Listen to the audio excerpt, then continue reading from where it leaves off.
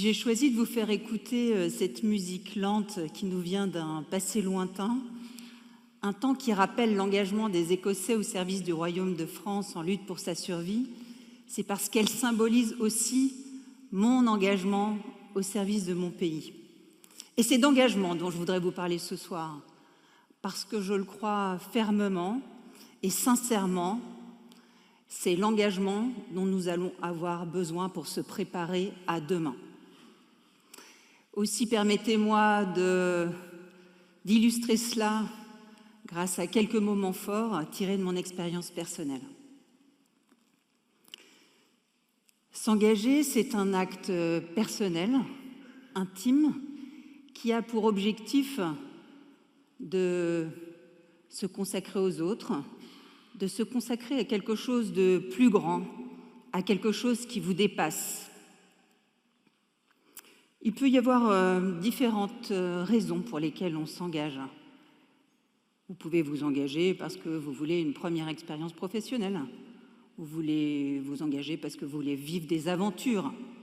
Vous voulez vous engager parce que vous voulez un salaire régulier. Vous voulez faire comme papa, maman ou quelqu'un de votre connaissance. Mais en fait, il n'y a pas de hiérarchie dans ces raisons. Et là où est toute la puissance du système militaire, et notamment de son système de formation, c'est que la formation militaire va vous apporter un socle commun, des bases communes, des savoir-faire, un savoir-être, des techniques qui vont vous permettre de devenir un soldat, quel que soit votre grade.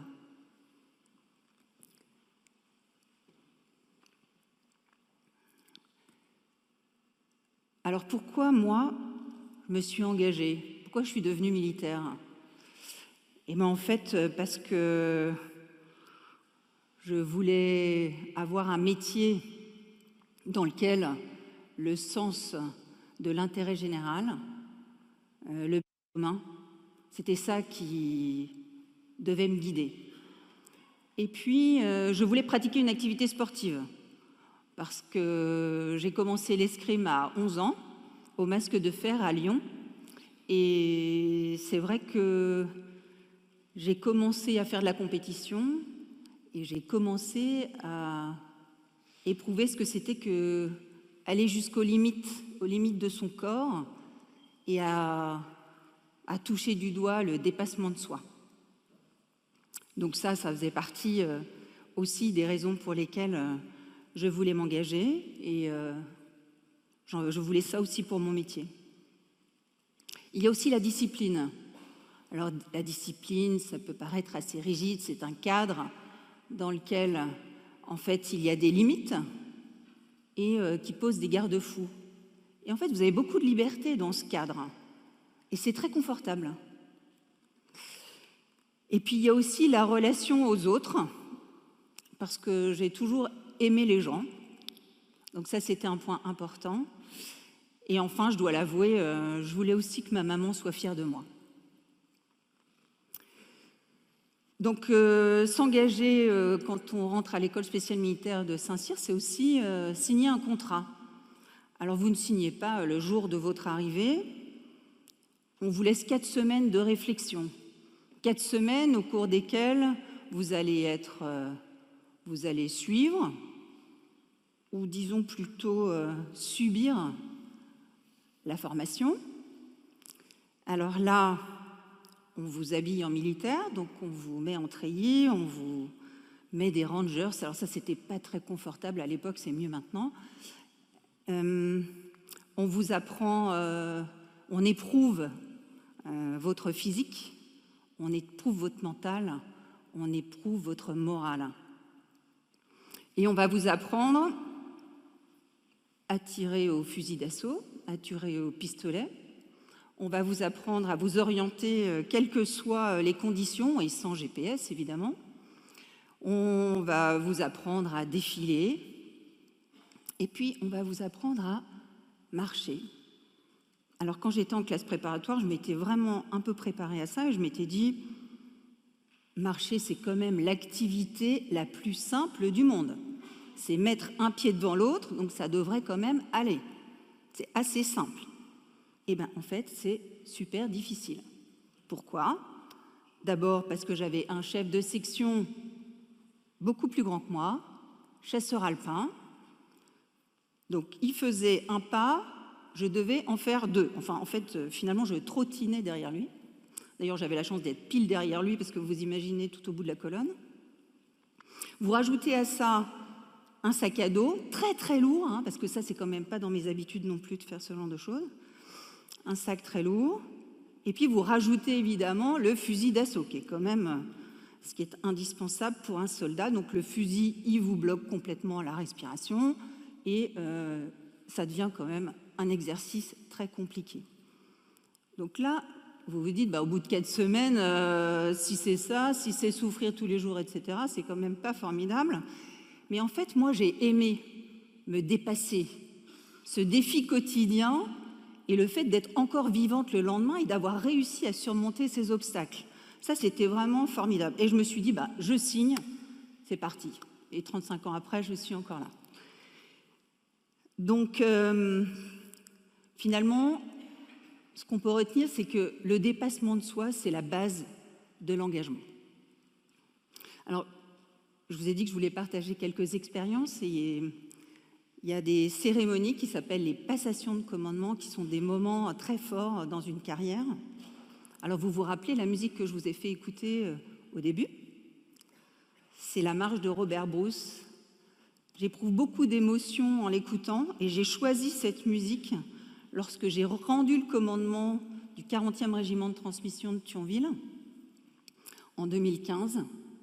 Et là, vous passez en revue vos troupes, tous vos soldats, hommes et femmes, vous les regardez les yeux dans les yeux, vous savez que c'est la dernière fois, donc vous avez une émotion immense qu'il faut savoir maîtriser, et vous savez aussi que vous allez passer à une nouvelle étape de votre carrière, mais que ce moment-là, c'est la dernière fois que vous le vivez. Et du coup, je remontons 2 ans en arrière, on est en 2013, je prends le commandement, le général qui commande la brigade de transmission et d'appui au commandement prononce la formule lors de cette cérémonie de passation de commandement et vous reconnaîtrez désormais pour votre chef le colonel ici présent et vous lui obéirez en tout ce qu'il vous commandera pour le bien du service, l'exécution des règlements militaires, l'observation des lois et le succès des armes de la France. Alors ça, c'est une formule, j'imagine, qui aussi fait écho chez vous et qui est très très forte. Et à ce moment-là, cette minute-là, cette seconde-là, vous devenez responsable de toutes celles et ceux qui sont face à vous, de tout ce régiment qui vient de vous être confié.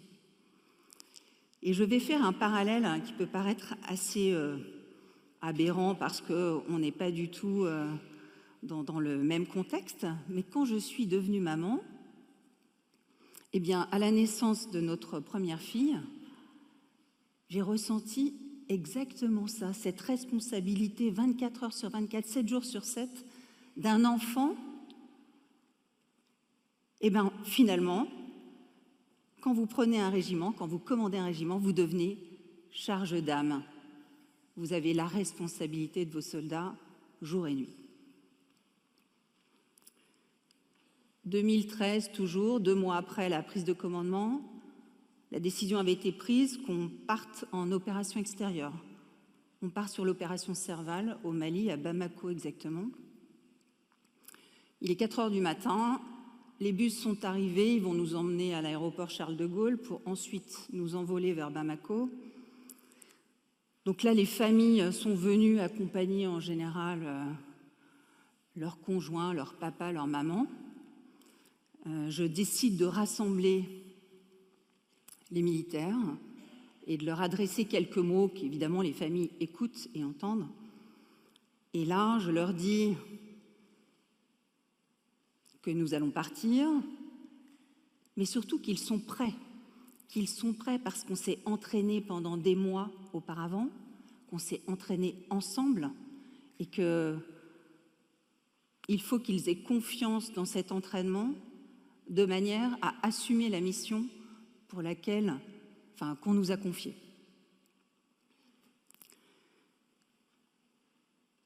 Alors évidemment, votre premier objectif en tant que chef, c'est d'accomplir la mission, évidemment. Mais l'autre objectif, c'est de ramener tout le monde. Et que ces familles qui sont venues ce matin-là, à 4 heures, ils retrouvent leurs conjoints, leurs frères, leurs sœurs, leur père, leur mère. Et du coup, je voudrais faire une petite incise et vous dire qu'un militaire, il ne s'engage pas pour mourir. Un militaire, il s'engage pour servir. Et mourir, ça fait partie des possibles, c'est vrai.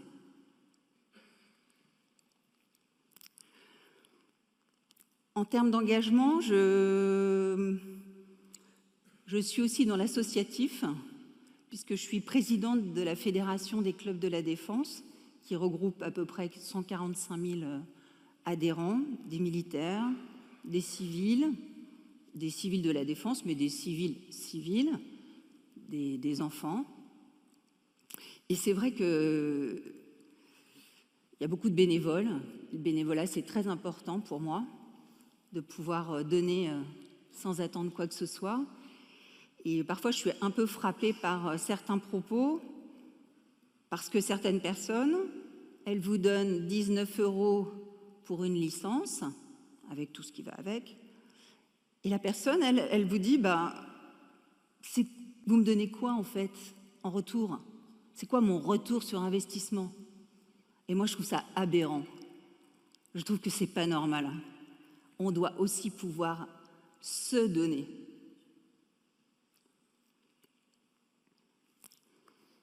Donc l'engagement, c'est un choix intime, c'est le dépassement de soi, c'est un acte inconditionnel et total qui peut aller jusqu'au sacrifice suprême. Donc c'est vrai que ça peut paraître plutôt en décalage avec une société de consommation individualiste, dans laquelle la base des relations est plutôt la transaction. Donc si j'ose vous interpeller ce soir sur cette notion toute simple et pourtant fondamentale de l'engagement, c'est parce que je crois que nous avons besoin aussi de votre engagement. Nos armées, en cas de conflit majeur, elles ne seront pas suffisantes, vous le savez. Au-delà des matériels, au-delà des savoir-faire, au-delà de toutes les technologies qu'on peut développer, j'aurais pu vous parler d'ordinateurs quantiques, d'intelligence artificielle, d'essaims de drones, de lutte informatique d'influence, etc. Mais en fait, à la fin, c'est de votre engagement dont nous allons avoir besoin pour affronter demain et tout ce que nous ne savons pas de demain, et garantir le succès des armes de la France.